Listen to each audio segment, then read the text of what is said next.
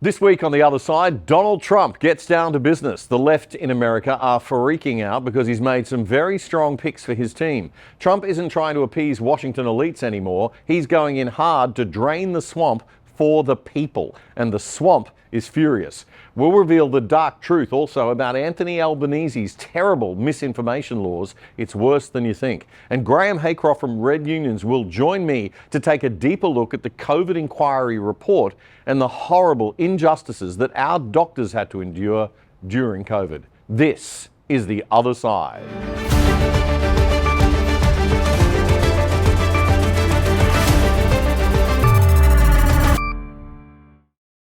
G'day Brisbane, g'day Newcastle, g'day Australia. This is episode 336 of The Other Side for the weekend commencing Friday the 15th of November 2025. I'm Damien Curry. The Other Side is your weekly analysis of the best news and commentary to get you smart for the weekend and week ahead without the woke, with a new show dropping on YouTube every Friday night at 7 p.m. Australian Eastern Daylight Saving Time. Our bias, we always declare it right up front, our perspective on the news is sensible centre right. What we would call good old-fashioned everyday common sense Aussie values. And most importantly, we pay our own way with your voluntary support. This is The Other Side. I'm sorry, is Kevin Rudd still the Australian ambassador to the United States? I hope by the time you are watching this week's show, he's done the noble and dignified thing and tendered his resignation to our Prime Minister. As we said on the show last week, it's simply untenable for Mr. Rudd to remain in that job. And if he has any good character whatsoever, if he's capable of putting the best interests of Australia ahead of his own gargantuan-sized ego, if he wants to retain any self-respect or the respect of the global diplomatic and political community at all, he would see the writing on the wall and make the move himself before he has to be turfed. This would be a credit to him rather than the massive deficit it will be if he has to be forced out. Kevin Rudd simply can't stay in that job. As we showed you last week, President Trump has made it very clear in past TV interviews that he doesn't want him there. And this week, the not-so-subtle tweet, this one, was posted on social media by Dan Scavino. Now, Dan Scavino, when he posted this, was just an advisor to President Trump, but he's just been named Trump's Deputy Chief of Staff. He posted this as a quote tweet on top of the tweet by Kevin Rudd of Rudd's own press release congratulating President Trump on his re-election. The message, time is running out, Kevin. Now, if that doesn't send a clear signal, nothing will. Sky News' Shari Markson also revealed resurfaced video this week showing that Mr. Rudd had referred to President Trump as a village idiot in an interview. And she also reported that she had inside information that Mr. Rudd had been cozying up to ScoMo to try to get him to play some kind of special envoy role and be a go-between to help mend relations with Mr. Trump because Trump and ScoMo got on okay. This is desperate and pathetic stuff from a man far more concerned about himself than the nation he is paid to serve. Look, this is a bloody serious role. If Mr. Trump brings back big tariffs on foreign goods, it's going to fall on the Australian ambassador to lobby for exemptions for Australia, so we're not affected by those tariffs. So it's going to have very big economic consequences for all of us if this man is not removed. Surely Mr. Rudd understands that. He's not terribly bright for someone who fancies himself as a superior intellectual to the rest of us. Again, I ask, what caliber of man are you, Kevin? Do the country and yourself a favour and fall on your sword.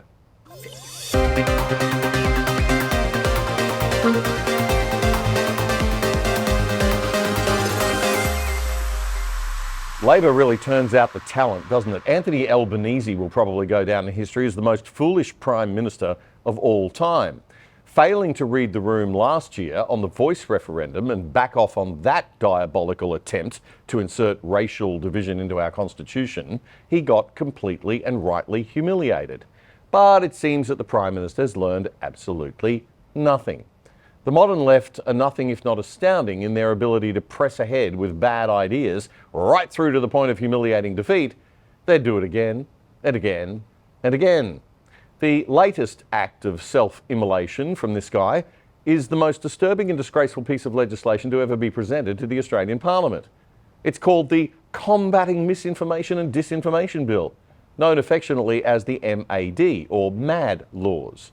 It's absolutely clear to anyone with an IQ over 50 that these are very, very bad laws, and they need to be tossed out completely and fast, and that they can have no good effect on Albanese's already minuscule chances of being returned as our Prime Minister next year. It really is time for the smarter people in the Labor Party, if there are any left, to step up and take the control back off the children who are wrecking the joint. The opposition Liberal Party seems happy to sit by and let them destroy themselves by letting this thing run on as long as it can. They might think that is clever politics, but all it does is make people trust the Liberal Party's ability to stand up strongly to clearly bad laws even less than they already do now. It doesn't do the Liberal Party's long-term brand image and reputation any good when they sit by and let such obviously awful and intrusive illiberal laws go without very strong attack. The Shadow Minister for Communications, the Liberal Party spokesman for communications, is David Coleman. And he has been as weak as water on this issue. I've tried to be nice. I've tried to wait for him to come out and actually do something strong and powerful. But he's been utterly weak. In fact, neither Mr. Coleman nor opposition leader Peter Dutton were even present for the vote on the bill this week in the House of Representatives. Take a look at this. The bill passed 79 votes to 56 votes, with 16 MPs not present. That says a lot, doesn't it? These are the 56 MPs who voted no. The names go left to right in alphabetical order. Conspicuously missing from the C's is the Shadow Minister David Coleman, and missing from the D's is Peter Dutton. Now, we're going to give you an update on this story in just a moment with Alexandra Marshall from Spectator magazine. Turns out Peter Dutton was actually there, and the misinformation is that they failed to put him on this list. And it was only because of Twitter and independent media like us and Alexandra that their attention was drawn to it. Isn't that ironic? So Dutton did vote. It was actually 57, and it took the Hansard people 4 days to correct this incorrect graphic before we got the truth. Unbelievable. But in any case, Coleman wasn't there. The Liberal Party's shadow communications minister was not in there for the vote. Now, this bill has passed the House of Representatives. It's got to go to the upper house now, the Senate, and commentators generally feel that it's going to fail to pass there. The National Party was strong as heck on this, as we showed you last week, with the fantastic speech in Parliament by the Nationals member for Parks in New South Wales, Kevin Hogan. Now, the other side, they'll get up and say, oh, ACMA, it's independent, it's a government body, it's just looking for misinformation. Well, how are you going to define it? How is someone going to define what is misinformation? We've all read, I assume a lot of people have read 1984 by George Orwell, Deputy Speaker. This is all about the Ministry of Truth. Some anonymous person, if this bill goes through, is going to have the right to say and decide what is information for individuals to be able to say on platforms that they want to say it. And this is a slippery slope. Our segment featuring Kevin Hogan's speech got more than 100,000 views on our channel across all platforms. And your comments were uniform. You do not want these laws, period. You see them for what they are, an attempt to give the government political control over social media content and what you can see and hear. And you're smart enough to reject it. The politicians we elect to serve us need to remember that they are elected to serve us, not rule over us. This is a liberal democracy in this country. They are supposed to do what they're told by their masters, you. Finally, toward the middle of the week, we saw David Coleman make a statement during a news conference with Peter Dutton, and this is the strongest he's ever been on the issue. This is one of the worst bills ever put forward by an Australian government. It would have a chilling effect on free speech. It would mean that ultimately government regulators would decide what can be said and what can't be said. It is completely unacceptable in a democracy. It has no place in this country, and that's why the Coalition has so strongly opposed this legislation and will continue to oppose this legislation. Now, the responses to David Coleman's post on X with that video weren't so great. Most of them were asking why he hasn't ruled out the earlier statement from Mr. Dutton that the Liberals want to produce their own version of such an atrocious bill. As our friend Alexandra Marshall noted in a reply tweet, now answer these 3 follow-up questions, please. Does the opposition continue to support its own version of a misinformation and disinformation bill? Does the opposition continue to support the expansion of the E-Safety Commission? Does the opposition support the age restrictions on social media that will require all users to go through ID processes to access the public forum? It's yes to all these questions, Alexandra notes, which is why there are still no interviews from the Liberals on this topic. Only statements specifically about Labor's version of the bill. Alexandra Marshall on X, and she's right. They never attack the thing in principle. They just say, oh, this bill, this version of it, Labor's version of it is bad. Our version of the Liberal Party will be so much better. No, the whole thing is a train wreck and we don't want it. One Nation Senator Malcolm Roberts was in fine form at a Senate inquiry into the bill this week. He simply asked one question over and over. Who will be the arbiter of truth? Who will be the arbiter of truth? I mean, it's only the most basic question in a centuries-old debate about freedom of speech. If you regulate speech, who decides what's true and what isn't? And that's why we don't regulate it. Of course, the new laws say it will be the bureaucrats that will regulate it, the government people. Well, who else? The Australian Communications and Media Authority, ACMA. But in order to know what is information, what is misinformation, you first have to know what the truth is. And that's no easy thing to discern in life. Remember when they thought lockdowns were a good idea, and now they know they weren't. Remember that? If you want to get a sense of how woeful our bureaucrats are in this country, take a look now at the head of ACMA, the Australian Communications and Media Authority. Her name is Nerida O'Loughlin. She's a woman I should be very scared of because she could shut down this show in a heartbeat. But I'm old and grumpy and sick of dumb bureaucrats wrecking my country, so I don't care. But watch this clip as Senator Malcolm Roberts asks her a very serious question about recent gross misinformation on the ABC. Observe how she can't answer that question. One of the most important issues of this debate, and she hasn't even got a response. Take a look at this. I want to look at a particular case study. In this case of Special Forces veteran Heston Russell, the ABC was shown to have manipulated, they deny manipulating, but somehow they said it was an inadvertent, it wasn't a calculated, deliberate manipulation. Manipulated a video to make it look like multiple gunshots were fired at a person. So Heston Russell was a victim of disinformation from the ABC. But under the proposed misinformation and disinformation laws, the ABC would be exempt from punishment for spreading disinformation, correct? I don't think I can form a view on that, Senator. I don't think I can form a view on that. Senator, I'm only paid squillions of hundreds of thousands of dollars a year to sit at the top of this stupid organisation that tries to censor everybody. She looks to the senator sitting beside her, who then bails her out on a technicality. Sorry, not good enough. You're the head of ACMA, for God's sake, and this is a critically important issue. Should have formed a view on this well and truly, and be able to articulate it very clearly by now. That was an utterly hopeless and pathetic performance.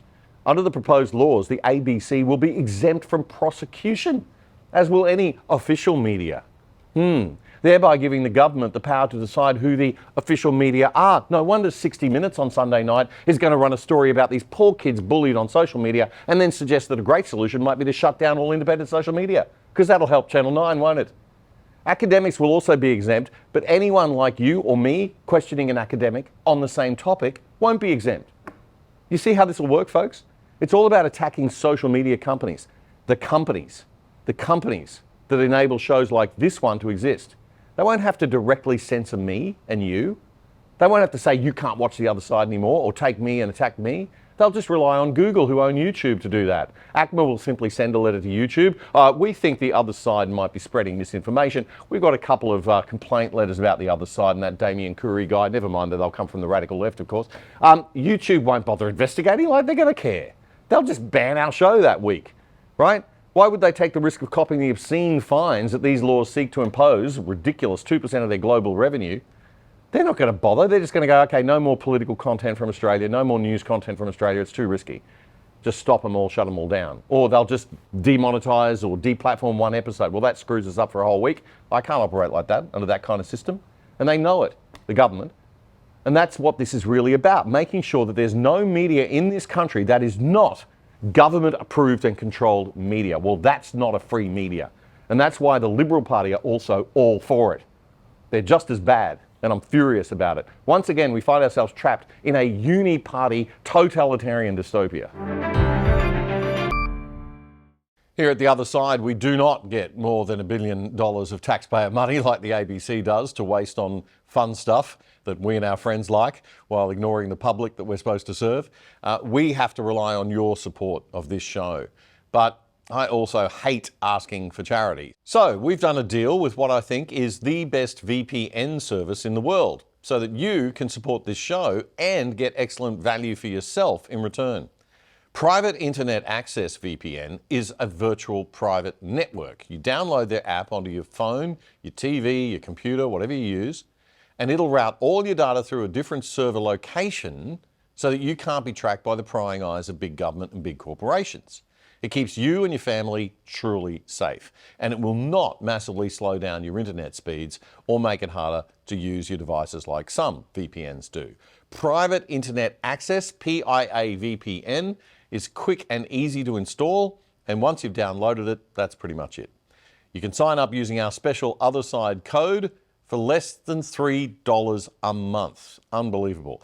That is a whopping 83% off the normal price. And you'll get the first 4 months free, and you will be helping our show a lot. So get onto it, piavpn.com/otherside to get the special deal.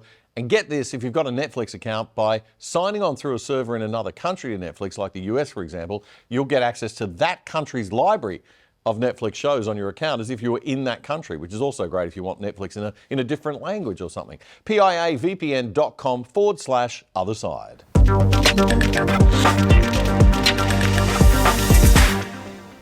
It's been a big week for the Federal Opposition's communications spokesman David Coleman. He finally came out strongly against the appalling misinformation laws, the MAD bill, but only against Labor's version of the bill. He didn't promise there'd be no Liberal Party version later. No matter what party, politicians love the big state. They love big government because they are like all humans. They love power and control. And government will always seek to expand itself, which is why this country is so appallingly over-governed. And that's precisely why we need strong free speech and open public platforms that the government cannot control. Anyway, the other big issue, of course, was Albo's under-16 ban on social media, the man who wants to ban the modern version of television. Of course, the Liberals have come out strongly to attack this one. No, just kidding. They've come out in strong, passionate agreement. Yeah, we do welcome it, Kieran. So back in June, Peter Dutton stood up in Sydney and said that within 100 days of being elected, we would introduce an age limit of 16 for social media. My favourite guy, Shadow Communication Minister David Coleman, fiercely agreeing with the government there on Sky News this week. So we have no opposition on this except the minor parties. Nobody from the Liberal Party prepared to stand up and say Liberal policy, Liberal values and Liberal ethics demand that parents be the ones to police their kids' behaviour, except in the most extreme situations, not the government. You see, a ban on kids isn't going to work. Kids are very good at getting around things. And also, a ban will retard the education of Australian children. Since YouTube hosts thousands upon thousands of educational videos, as any parent of teenagers knows, it's a goldmine for assignment research. But once again, this has bugger all to do with protecting kids online, and everything to do with big brother control and commercial control. Big government having an excuse to capture the faces of 16-year-olds for digital ID databases. Everybody's going to have to validate their identity online digitally. Australians are the world leaders on this ban. We are the test case for the rest of the world, if you like. The onus will be on social media platforms to demonstrate they are taking reasonable steps to prevent access. The onus won't be on parents or young people. There will be no penalties for users. Oh, that's nice. No onus on parents. It's okay, guys. No onus on you as parents. Just onus on the social media platforms. It's another way of putting this would be to say no responsibility or power for parents. All responsibility and power will go to the government. But they'll never word it that way. Anyway, don't worry, because our opposition is fighting it hard. The government's talked about exemptions if the platforms comply with some as yet unspecified steps to make themselves safer. But you can't make Instagram safe for kids. You can't make Snapchat safe for kids. You can't make TikTok safe for kids. It's impossible. So that's what we want to make sure that there's no exemptions like that. The other thing is we don't want the legislation to just be introduced this year. We want it to pass the Parliament this year, and we will facilitate that because there are millions of Australians who have been waiting for a long time for this legislation. There are Australian families who are at wit's end dealing with this issue of social media and the impact it's having on kids. So let's get this legislation into the Parliament. Let's vote on it in the House. Let's vote on it in the Senate. Now, we will work constructively with the government in the next couple of weeks, but let's get it done this year. Okay, so just to be clear, right? That guy there, he's not in Albo's ministry.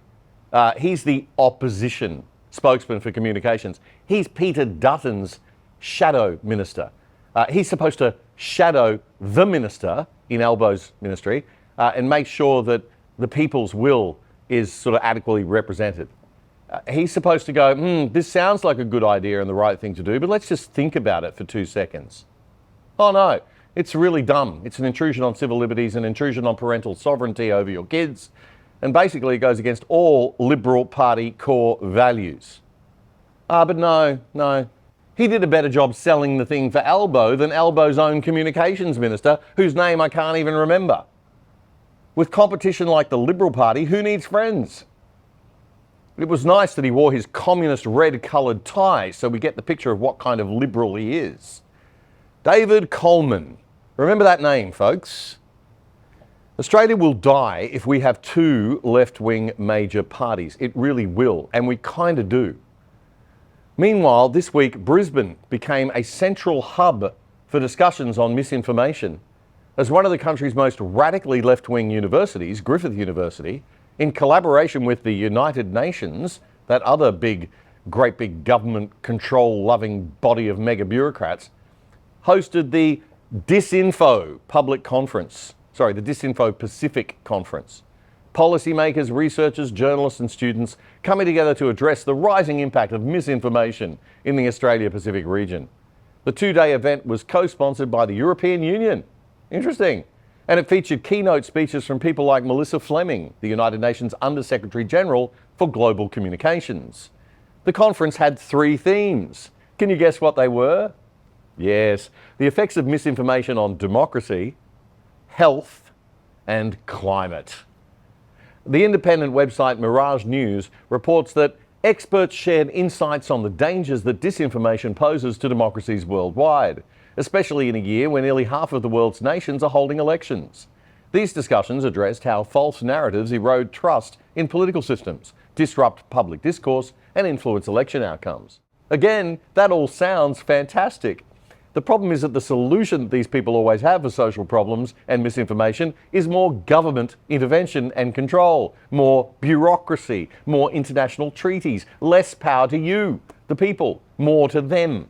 What a surprise. And more agencies like theirs, staffed with people like them, to fix everything. Now, in their discussion, I'm sure that they covered in depth how the suppression of the Hunter Biden laptop story before the 2020 US presidential election probably skewed the result in Biden's favour. And I'm sure they discussed in depth how conservative federal politicians in Australia like Craig Kelly and George Christensen and Malcolm Roberts had their Facebook accounts censored during COVID. And I'm sure they covered deeply how the suppression of anti-lockdown sentiment during COVID resulted in what is now universally agreed was terrible and wrong government policy and overreach. I bet they covered all of that. And most of all, I'm sure they discussed the importance of protecting public privacy and civil liberties from intrusions by the digital deep state and global organisations like the UN. I look forward to a press release from them about all of those things so I can report back to you next week on it. Happy to have anyone from Griffith University on the show to discuss. You are watching The Other Side, your weekly analysis of the best news and commentary without the woke. And as 2024 draws to a close, this is our 3rd last show for the year, can you believe? We are planning for 2025 right now, and we want to be able to keep doing what we are doing and do more of it. As you know, we rely on the voluntary support of our viewers. We get no government funding, and advertisers are a bit hard to come by on the non-woke side of media for some strange reason. There's plenty of opportunity here for anyone with half a brain and a bit of innovation. So we need the support of you, our viewers, directly. Despite having around 100,000 wonderful viewers on this show every week at the moment, we still have fewer than 100 regular donors. We're getting there though. And I've got to be honest, that isn't going to be enough to pay the bills. We've just launched our new website and a new way for you to support the show and help us keep doing what we're doing. And I want to say thank you very much to everybody who's already subscribed. Really, it is just so, I don't know, it just makes you feel good. It makes you feel like you're doing something worthwhile. It really is a lovely thing that you're helping out, and we really appreciate it. We hopefully will be able to bring more to you in the future as a result. We only ask you to do so if you can afford it and you truly feel that you are getting reciprocal value out of this show. We're not the ABC, we don't want to steal from you. Just go to the othersidetv.com.au. Othersidetv.com.au. No the, sorry, just othersidetv.com.au. Sign up for free or sign up to the exclusive side and support us for as little as $4.50 a month. That's less than the price of a magazine or even most newspapers these days. That's othersidetv.com.au. And even if you can't afford to support us financially, do sign up for free. Because then we can still keep in touch if the misinformation and e-safety police come after us. Othersidetv.com.au, our new website. Check it out.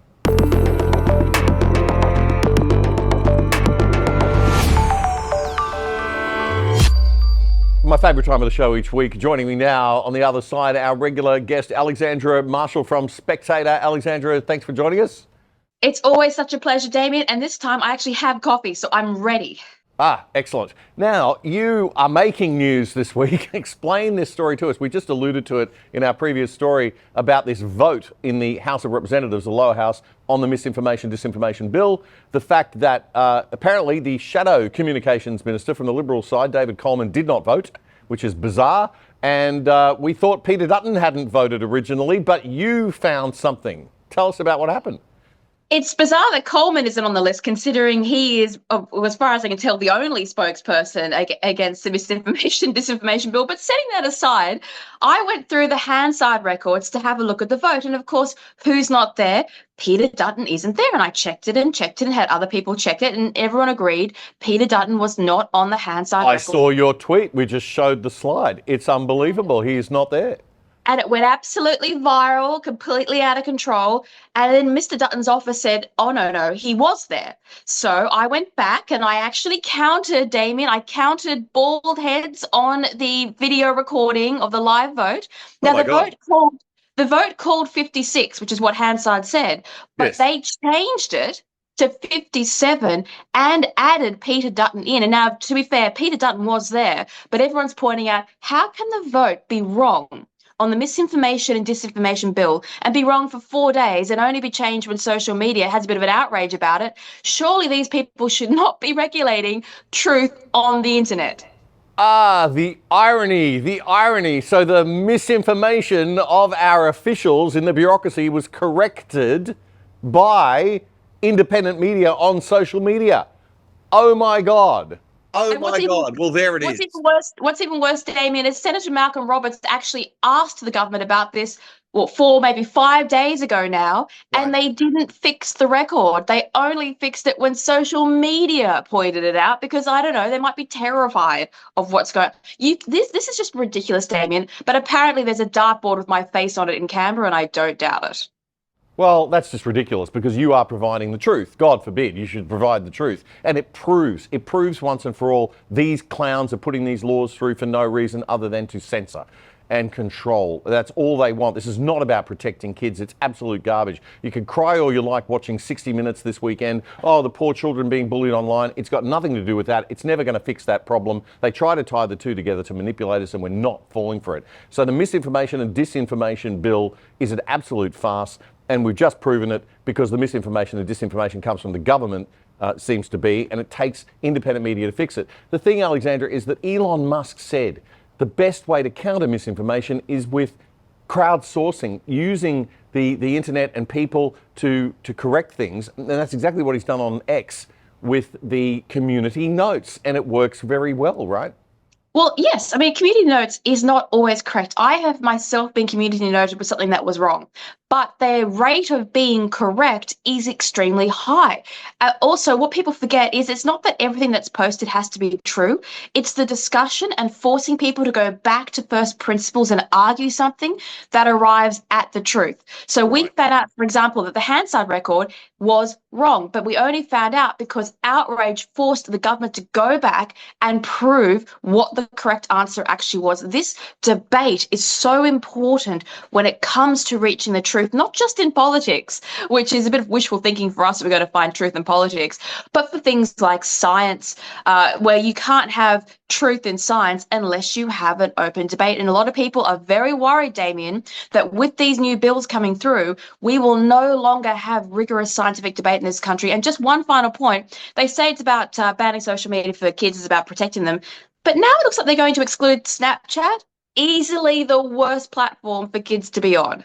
Unbelievable. It's absolutely unbelievable. This is about politics, this is about censorship, this is about control and nothing else. And Alexandra, that is the greatest story I think I've ever heard. The fact that you, an independent reporter on Twitter, a social media platform that they hate, has actually been the one to correct the very misinformation about the vote on this bill itself being wrong, and they kept it up there wrong for 4 days. It wasn't 56 voting against, it was 57, and Peter Dutton was there, and you found him on the video.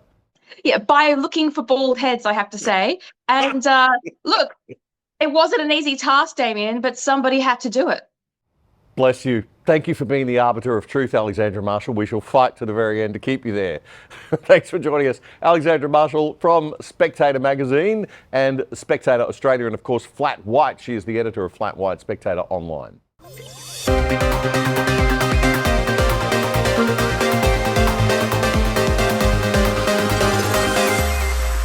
United States President-elect and 45th President Donald Trump will be sworn into office as the country's 47th President on January 20, 2025. It's been straight down to business for the transition team. First of all, he announced this. And one other thing I'll be doing very early in the administration is closing up the Department of Education in Washington, D.C., and sending all education and education work and needs back to the states. We want them to run the education of our children, because they'll do a much better job of it. You can't do worse. We spend more money per pupil by 3 times than any other nation, and yet we're absolutely at the bottom. We're one of the worst. So you can't do worse. We're going to end education coming out of Washington, D.C. We're going to close it up, all those buildings all over the place, and you have people that in many cases hate our children. We're going to send it all back to the states. So get ready for big, bold moves like this, more of them. It's what's helped turn Argentina around in a few short months under their new president, Javier Milei. That country was a socialist basket case, hyperinflation, completely broke. Now it's getting back under control. The waste cannot continue. America, like Australia, does not need both a federal and state departments of education. It's all just about control, not service. And we need to get government in Australia back to serving us, not ruling over us. So we should do the same. Ditch the Federal Department of Education. We don't need it. And the states should let schools, be as independent as possible to give parents and teachers and kids choice about where they want to send the kids and where they want to work as teachers. Meanwhile, President Trump has announced several key appointments, which I thought we might run through on the show here so you get to know who these people are, because they do matter for Australia. So I'm going to start with the ones that matter most for us, for Australia. Obviously, the most important for us is America's equivalent of our Minister for Foreign Affairs. That's the Secretary of State. Okay? For that role, Trump has chosen the current senior senator for Florida and former presidential candidate, Marco Rubio. Rubio ran against Trump for the presidential nomination in 2016, but he's been a staunch supporter since Trump's first term. Now, he is someone who is very concerned about China's increasing global influence. Here's how the global news channel Deutsche Welle reported on the appointment. He is fantastic. Marco, come on up. Come on up, Marco. Rubio was once considered a potential pick to be Trump's vice president before the president-elect settled on J.D. Vance. The son of Cuban immigrants, Senator Rubio has been a vocal critic of the Havana regime, as well as the leftists running Venezuela. As the vice chairman of the Senate Intelligence Committee and a member of the Foreign Relations Committee, he's been an outspoken critic of China, seeing it as an economic and security threat to the U.S. Could the Chinese government, through its ownership of ByteDance, could they use TikTok to control data on millions of users? On Ukraine, Rubio opposed Russia's invasion, but this year he voted against a major U.S. aid package for Kyiv, in line with Trump's stated ambition to untangle the U.S. from overseas conflicts. Rubio also was a very big supporter of the sanctions on Iran, which were lifted by Biden, making Iran wealthier and able to fund the terrorist organizations that it virtually owns and operates, like Hamas and Hezbollah. Here's how Rubio firmly and clearly responded to a protester late last year who stopped him on the way to a meeting to ask if he supported calls for a ceasefire in Gaza.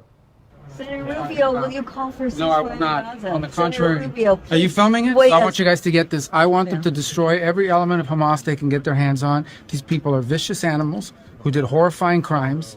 And I hope you guys post that. And what about the civilians that are being killed every day? Hamas should stop hiding behind civilians, putting civilians in the way. Hamas knew that this was going to lead to this. So Hamas should stop building their military installations underneath hospitals. So you don't care that 15,000 have died? You don't care about the babies that are being killed every day? I think it's horrifying. I think it's terrible, and I think Hamas is 100% to blame. That's what I think. Make sure you post that, please. So if you try to, attack terrorists, you don't care about the children that have died, obviously. Unbelievable. That woman. Fantastic stuff. The brains, the intelligence. Senator Marco Rubio in late 2023. There you go. The man who will be the next US Secretary of State. No moral wavering there. He knows what needs to be done to protect children in the future as well as the present. Also of big importance to Australia is the appointment of the Secretary of Defence. Now this will be a young man, 44-year-old Peter Hegseth. He's a graduate of Princeton University with a master's on top of that from the Kennedy School of Government at Harvard. Now Hegseth, not only that, he served in Afghanistan and Iraq as an officer. He's since written books. He's been a leading advocate for Veterans Affairs, and I think headed one Veterans Affairs organisation. He's best known to Americans, though, as one of the hosts on the TV show Fox and Friends. He wrote a book recently called The War on Warriors, and he went on a US TV talk show to talk about it. When I joined the Army over 20 years ago, I did it like so everybody else because you love the country and you want to do anything you can to defend it. And the Army I see today looks nothing like the one I joined. And the one I joined wasn't perfect either. So I wrote The War on Warriors. It's not a book about how the military went woke. It's a book about how the military allowed itself to go woke. I mean, this military is an institution with a code. You swear allegiance to the Constitution to defend it. You believe your senior leaders will defend and make sure you have everything you need, the training, the accountability, the excellence, the lethality. It's an ultimate meritocracy. And what we've seen under Obama and then fast forward under Biden is an erosion of that meritocracy in pursuit of social justice or social experiments that has created a fragile military that is not as capable as people think. And that really matters for Australia and for our own troops. When the military is infected by the nonsense of critical race theory and gender theory, or DEI and other woke garbage, we are in real trouble because people actually die. You are breeding a less capable military. You are giving commanders less opportunity to train. You're giving them, there's less accountability inside this. I heard time and time again from leaders, I'm walking on eggshells because I don't know what pronoun. We got transitioning soldiers in our units. I've got a quota I need to meet of a certain number of women and men or a certain number of minorities. What are we doing here? We're in the job of kill or be killed.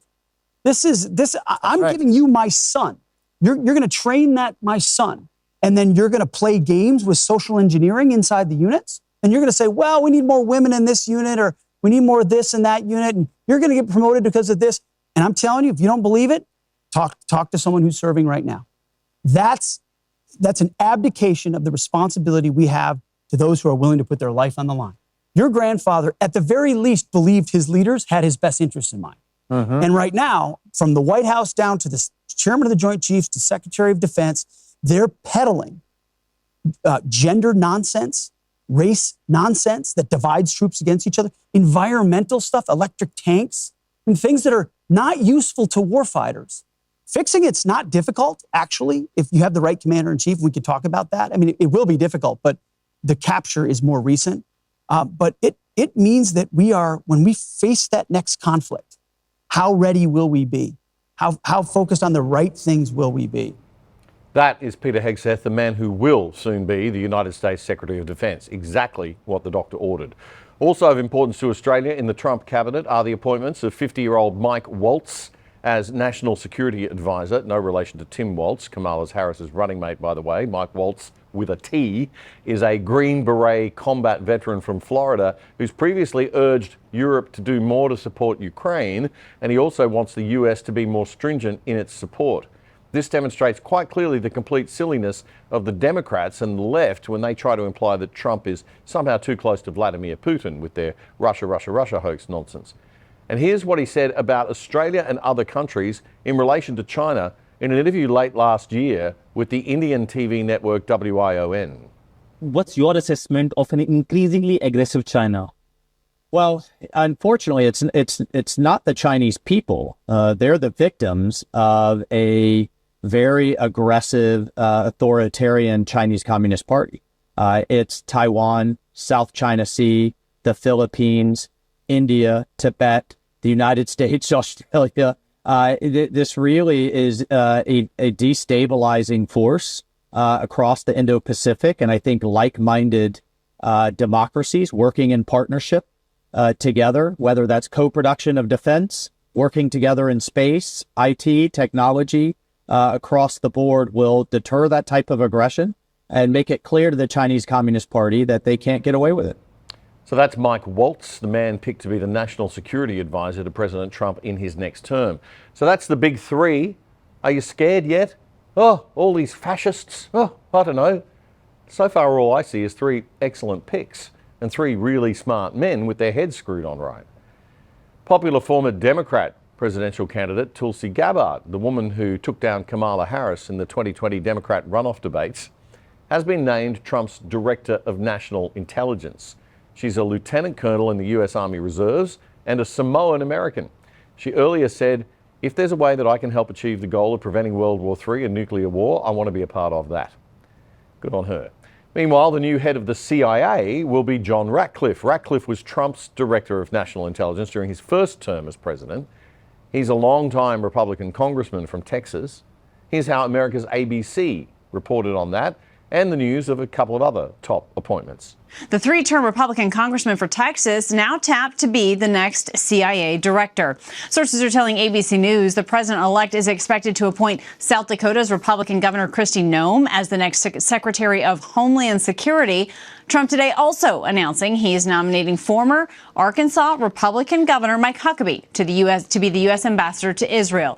Mike Huckabee himself is a former U.S. presidential candidate. He was the governor of the state of Arkansas from 1996 to 2007. His daughter is Sarah Huckabee Sanders, who's the current governor of Arkansas and a former press secretary in the first Trump administration. Huckabee spoke about his appointment to Fox News host Sean Hannity this week. How quickly do you believe Donald Trump can impact that conflict in the Middle East? Sean, I think he's impacting that conflict before he's even sworn in. You're seeing a scrambling all over the Middle East of countries suddenly trying to behave differently because they know a new sheriff has come to town, and this isn't a one-bullet Barney with a bullet in his shirt pocket. This is the real deal. I mean, this is Donald Trump that they are afraid of, and I'm just ecstatic that he has asked me to be part of what I think is going to be not just a realignment of political parties and many institutions in America, but really the world, to bring peace that we desperately need. And quite frankly, when I look at all these people that he's picked, I'm incredibly impressed with all of them. I feel like that I'm a 1995 Ford pickup trying to enter the Indy 500. Mike Huckabee, Donald Trump's new ambassador to Israel. Yet another terrifying person for the hysterical left to cry and scream about. Meanwhile, the new United States ambassador to the United Nations will be 40-year-old Elise Stefanik. She became a congresswoman from New York at the age of only 30, and she's the 4th highest ranking Republican in Congress. She's also a graduate of Harvard. Here's some of what she said at a news conference when she was appointed to a top Republican role a couple of years ago. The American people are suffering under the far-left radical socialist policies of President Joe Biden and Speaker Nancy Pelosi. As Republicans, we are fighting to reopen the economy, to create jobs. We are fighting against the trillions of dollars of tax increases and the trillions of dollars of reckless spending. And of course, the national security crisis. We are seeing our strongest ally, Israel, under attack. And we have seen Joe Biden and Nancy Pelosi not step up to stand by and support Israel and prioritize outreach to adversaries like China and Iran. That's Elise Stefanik, who will become the United States ambassador to the United Nations. And that is all the main appointments we know about so far that will affect international affairs and therefore affect Australia. I don't know about you, but I'm not too worried. I know that the left wing and the bureaucracy, the swamp, the government, Washington, they're all freaking out about some of these appointments and some of the domestic appointments I'm going to talk about in a minute. But nobody there seems to be of too much concern, really, when you look at them and you listen to them. They seem to be the right kind of people that we, the people, or the American people at least, want to see in their government. They're sick of Washington. They're sick of the bureaucracy, as we should be here in Australia. Now, on the domestic front, the left in America, as I said, are freaking out because Trump has picked the toughest guy imaginable to be the new border czar. Tom Homan is the guy who told the crowd at the Republican National Congress this year that illegal immigrants better start packing now. God forbid a country should protect its borders and enforce immigration rules. Mind you, the left would do well to remember that it was Barack Obama who originally appointed Tom Homan to his position as senior executive at ICE, the Immigration Enforcement Agency. He became acting director of the agency under Trump in 2017-18 and implemented a zero-tolerance policy. The people voted for this overwhelmingly, and Trump has a mandate now to get the job done. So no more bleating from the left. You don't have a nation if you can't protect your borders. Simple. Also on the domestic front and completely freaking out the lefties, Conservative Republican Congressman Matt Gaetz, who is only 42 years old and will be the new US Attorney General. He's also from Florida. But the biggest news is that Trump has set up a new government body, the DOGE, the Department of Government Efficiency. Oh, how I would love if we could have one of those in Australia. You could halve the size of Canberra overnight, and not only would the government not run any worse, it would run better. Heading that new agency up in America will be 2 top American business people, God forbid, Elon Musk and the Republican presidential candidate Vivek Ramaswamy. The department will not actually be a government agency. They're not creating another bureaucracy. That would be ironic, right? Trump says Musk and Ramaswamy will work from outside the government and they'll provide advice and guidance to the White House, partnering with the existing Office of Management and Budget to, quote, drive large-scale structural reform and create an entrepreneurial approach to government never seen before. He said this will shock government systems and, quote, will pave the way for my administration to dismantle government bureaucracy, slash excess regulations, cut wasteful expenditures, and restructure federal agencies. Musk has promised to document all the actions of the department online, right, for maximum transparency. He said that any time the public thinks that we're cutting something important or not cutting something that's wasteful, just let us know. While also promising to keep, quote, a leaderboard for the most insanely dumb spending of your tax dollars, unquote. Ramaswamy posted this on X shortly after. We will not go gently, Elon Musk. Wow, that is something. I don't think the left has a clue what's about to hit it, and not a moment too soon. They've been taking advantage of taxpayers for decades now, and they've pushed their crazy agenda just a bit too far on the left, I think. And this snapback is going to be vicious for them. But America will be better for it, and so will the world. If you have a Netflix or other streaming media account from a global company and you're on holidays and log in from another country, you may have noticed that shows that are available in those other countries are different. That's because different media companies have different deals with different streaming services in different countries. Imagine being able to log into Netflix, though, as if you were in America, or maybe a country that speaks a language other than English that you speak, to access more shows, but you can do it all without leaving your couch here in Australia. Well, there is a way. There is a way. Private Internet Access VPN is a virtual private network. You download their app onto your phone, your TV, your computer, whatever you use, and it'll route your data through a different server location. Not only can you access more content, but a VPN keeps you safe and secure and your family safe so that you can't be tracked by prying eyes of big government and big corporations. And it will not massively slow down your internet speeds or make it harder to use your devices like some other VPNs do. Private Internet Access, PIA VPN. It's quick and easy to install, and once you've downloaded it, that is pretty much it. And the great news is if you sign up for PIA VPN, you are also helping the other side heaps and getting great value for money as well. And you can sign up using our special Other Side code for less than $3 a month. That's a whopping 83% off the normal price, and you'll get the first 4 months free.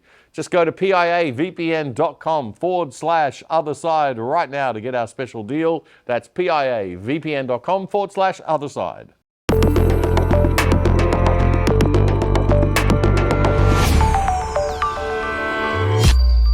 And joining me now on the other side, our regular commentators, our panel of smart people, the three wise men, representing Generation Y, the millennials, natural law expert, social commentator, and very successful small businessman, Mr. Rob McMullen.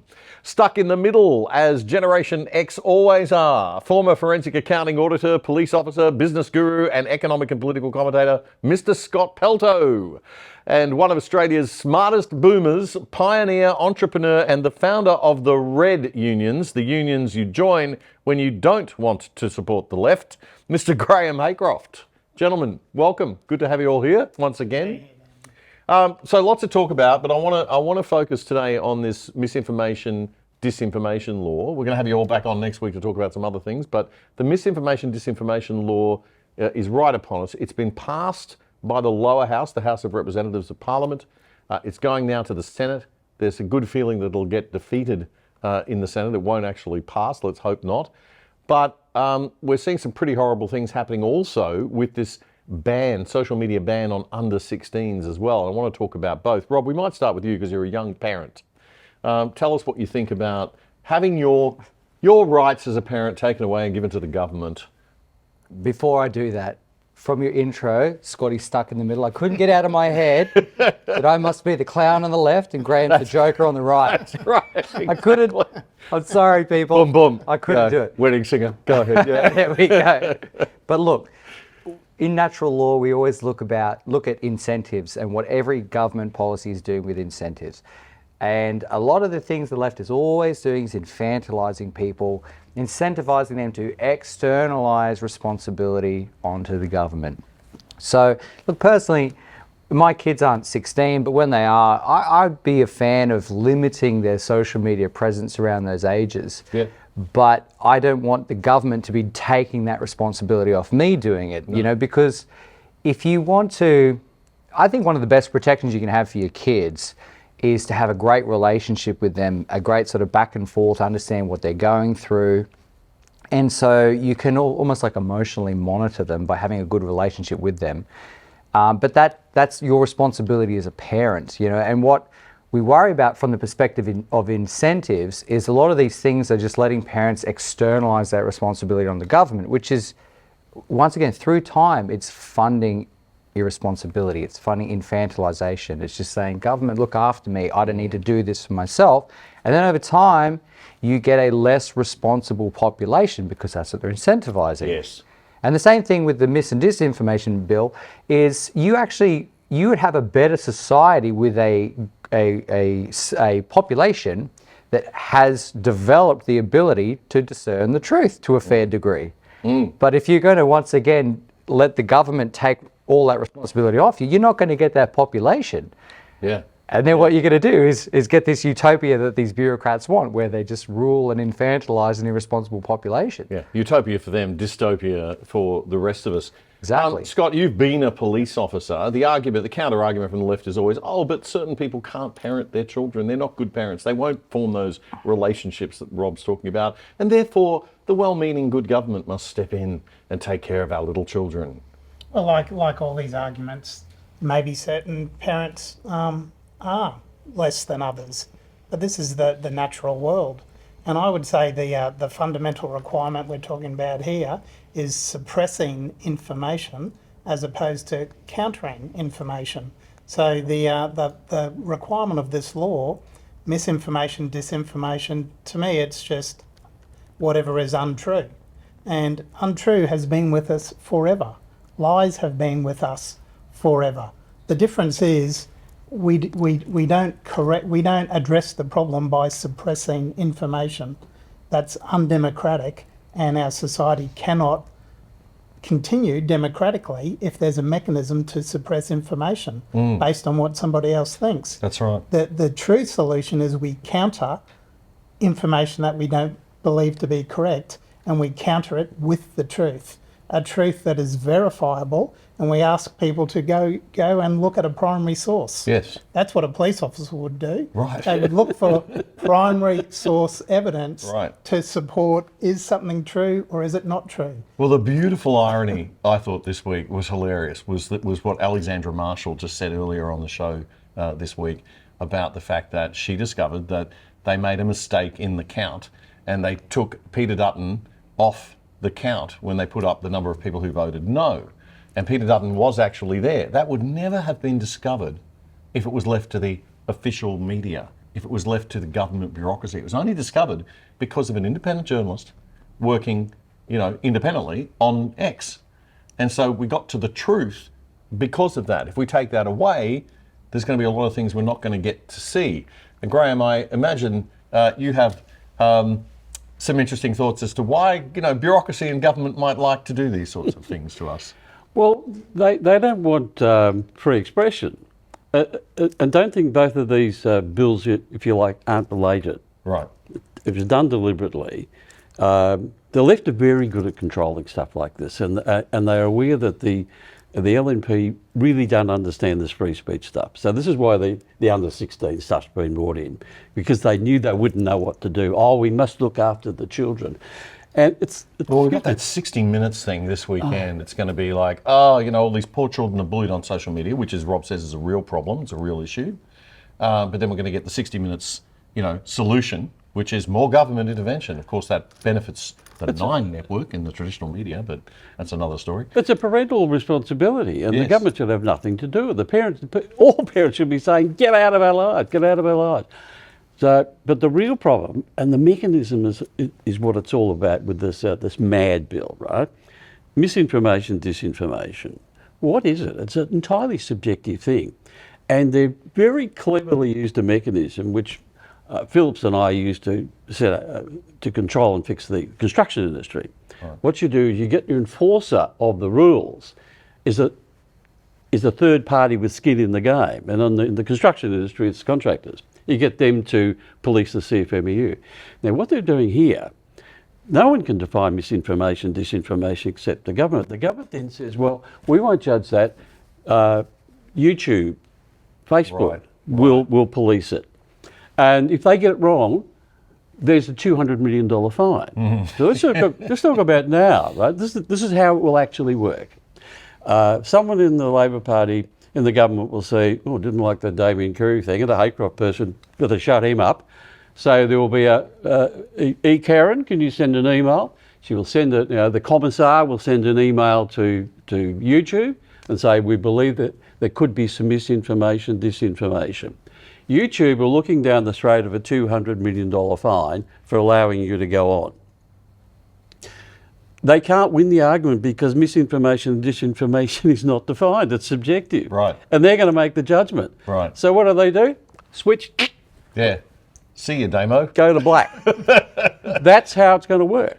And it's an absolute watertight mechanism. Here's the kicker. Don't think, because the LNP have not said that they will just repeal this totally if it comes in. They're wimped on that. That Coleman, what a wuss. Dutton's fault. He should get rid of him. You can't have people like that because everyone thinks like I do. Well, Dutton must be supporting this. Let's talk about the politics there for a second, because it is kind of strange how long it's taken the Liberal Party to, come to the fore on this. They were very slow on it. Do you think that Dutton, now there's two theories out there. One is that Dutton is an ex-cop. You might have some views on this, Scott. But Dutton's an ex-copper, therefore he likes all this. He wants to control, he wants to know where all the terrorists are, right? That's for one. And the illegal immigrants, so he wants everybody's ID and he wants to, control and have that big government surveillance. He's in favour of that. That's theory number one. Theory number two is that he's got too many wet liberals, too many left-wing liberals in the party on his front bench, in the caucus. And he's got to keep them under control, and he has to go softly, or they'll turf him because he's a true conservative. Yeah. Firstly, on the surveillance thing, what are your thoughts? Well, I would say, perhaps talking about Peter Dutton and being an ex-police officer, there's a fundamental difference between policing and leading a society. The role of the police is critical in identifying and preventing, identifying and prosecuting crimes of any kind. But the last thing anybody would want is for the Commissioner of Police to rule a society in the way that a Commissioner of Police polices crime. That's very authoritarian. Right. So you need to make that distinction between policing and leading and serving the public. They're two very different things. Right. Now, I can't comment on whether or not Peter Dutton has separated his old life from his new life. But if you are interested in the common good, freedom and democracy, you would never suppress information based on what you think should be suppressed for people. You would leave that to the common good to hear it and discern for themselves. By all means, counter it with the truth, with verifiable primary source evidence, but you cannot suppress information and have a free democratic society. Right. It's as simple as that. Okay. You're a man with the finger on the pulse in the political side of things. What do you think about the theory that there are too many wets in the caucus in the Liberal Party and Dutton has to appease them? He doesn't have any bloody choice. They're the majority. He's just the most acceptable leader to the party, to the people, because Dutton's a genuine conservative. He's intuitively conservative. But that's certainly not the case with the rest of his bloody shadow cabinet. Right. Oh, a bunch of wets. Okay. Coleman's a classic. How does anyone like that get in? Put in charge of the most important thing, the protection of free speech, and you've got a woozy wet. So... He didn't even vote on the bill, by the way. It's the perennial problem that we've had in Australia, as I said in the show tonight. We cannot afford to have two left-wing parties. We've basically got a far left to left-wing Labor Party now, which we didn't used to have. And we've got I would say, a centre-left to centre Liberal Party, right? Yeah. We don't really have a centre-right party. We've got some centre-right people, like Dutton, in the Liberal Party, but the spectrum has moved so far left. Is this a problem of our culture? Is it a problem of our education? Maybe, Rob, you'd like to comment on that how have we wound up in this situation where, because really the public set the zeitgeist, right? They set the cultural vibe in a way. I see it as a bit of a chicken and egg thing. Yeah. Like I said, there are top-down influences that influence people certain ways. But like I talked before about incentivizing irresponsibility, that's the downside. That's the cost that the left never addresses with a lot of their causes that they enrich themselves with, is to what degree you're infantilizing people and you're incentivizing irresponsibility. I mean, you bring up YouTube. I had to get out of university, travel the world, establish a business, and I was working my profession before I found people talking about free market economics and morality and natural law and things like that on YouTube, which then really set me up a lot better.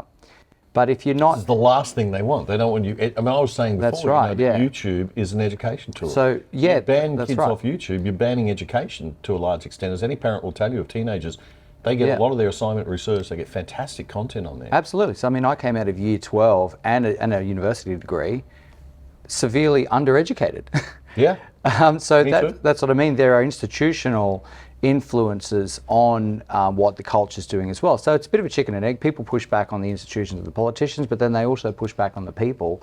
But once again, as we've talked about a lot, natural law is about finding reciprocal cooperation, reciprocal stable relationships between people that we have to negotiate. And if one half of the population that is more centre conservative is not being represented, you're just going to get a totalitarian system where one part and one set of incentives and one set of outlook on society is oppressing the other side instead of trying to find stable cooperation with them. And that's going to have detrimental effects. You're going to have a less wealthy society, you're going to have more people unhappy, you're going to have less reciprocal cooperation, and it's going to turn out bad. You're going to get radicalised people on the far Absolutely. right. If people can't be heard, if you can't have that conversation. What do they do? Yep. Graham, is there any hope politically, do you think? For Dutton to kind of be a bit stronger and Yes, there is. We know that in the US, the voice thing, 70%, 10% didn't vote, right? Yeah. Presumably they weren't yes, okay? Yeah. So we know Queensland was 70-30, but overall it was 60. Probably 80-20. Yeah, that's right. 10% didn't So vote. we know where the electorate is. It's really quite common sense conservative. Remember, the majority of the LNP all wanted to vote yes. So what's happened is that the political party is out of touch with their constituency. Most of them don't They're even... listening to the bureaucrats, and Canberra voted, ACT voted 60-40 in favour of the voice. It was a complete opposite of the rest of the country. And again, we're seeing that, we see it in America, right? This is Trump, surprise, oh gee, because all we hear from the mainstream media and mainstream politicians and mainstream commentators and mainstream is, left.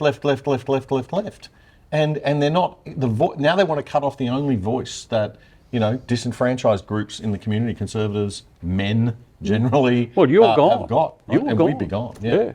Our red unions support up. I mean, the Labor Party and the unions hate us. You're providing an alternative union that's not giving money to the left, and therefore you'll be gone. One phone call to the the commissar, an email to Facebook. We spent about 150 grand a month on that, and gone. It fell. We actually fell off in June, but stuff we didn't even do, as it turned out. And no one contacts you; they just switch you off. No, that's the mechanics of how. That's how it's going to happen. All right, gentlemen, thank you very much for your time. I want you all to come back next week. We've only got 2 more shows left this year, so I want you all to come back next week. We're going to talk about some important things. All right, we're going to talk about the COVID inquiry report and the impact on doctors, which is, you've got some amazing stuff on that, Graham, we're going to chat about. And we're also going to talk about Donald Trump and how things are going in the United States and what the future might hold for him. So we will see the 3 wise men returning to the other side next week. And that is all for this week on The Other Side, your weekly analysis of the best news and commentary without the woke. Please remember to tell your friends about the show. That is probably the single best thing you can do for us to help us grow. Tell 5 of your friends, tell 10 of your friends, and get them to check the show out. Please do click the follow button on X and YouTube, and we're now back on TikTok too. Watch out for our new shorts on YouTube also. Please smash the like, subscribe, and every other button on all the platforms that you can. And do remember that we drop a new show every Friday night at 7 p.m. If you're watching on YouTube, to make sure you never miss any of our content, please hit the subscribe button below and hit the little bell, because the little bell will notify you whenever we post new content, and that's all free. Now, if you like what we're doing and you want to support us, maybe don't support us financially on YouTube because they take a reasonable cut. Go over to our website, othersidetv.com.au, othersidetv.com.au, and sign up to the exclusive side. For as little as $5 a month, you can support us, or you can sign up for free, actually, also, if you want to just keep in touch. So plenty of ways to help us out if you go over to our website, othersidetv.com.au. I'm Damien Curry. You have a great week. Bye for now.